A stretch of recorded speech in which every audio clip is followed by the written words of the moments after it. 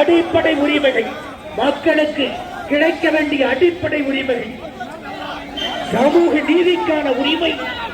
வன்முறையில்லாத வாழ்வுக்கான உரிமை, மகளிருக்கான உரிமை, வேலைக்கான உரிமை, விவசாயம் மற்றும் உணவுக்கான உரிமை, வளர்ச்சிக்கான உரிமை, நல்லாட்சி அடிப்படை சேவைகளுக்கான உரிமை, கல்வி நலவாழ்வுக்கான உரிமை, மது போதையில்லாத உரிமை, நீடித்திருக்கின்ற நகர்ப்புற வளர்ச்சிக்கான உரிமை,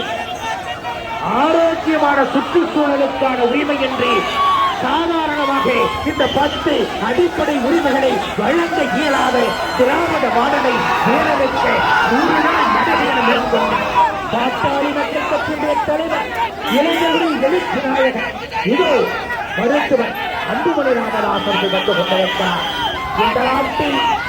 என்றைக்கு ஒரு பெண் நள்ளிரவிலே எந்த பயமும் அச்சமும் இல்லாமல் நடமாட முடிகிறதோ அன்றைக்குத்தான் உண்மையான சுதந்திரம் என்று மகாத்மா காந்தி சொன்னார். மருத்துவர் அன்புமணி ராமதாஸ் அவர்கள்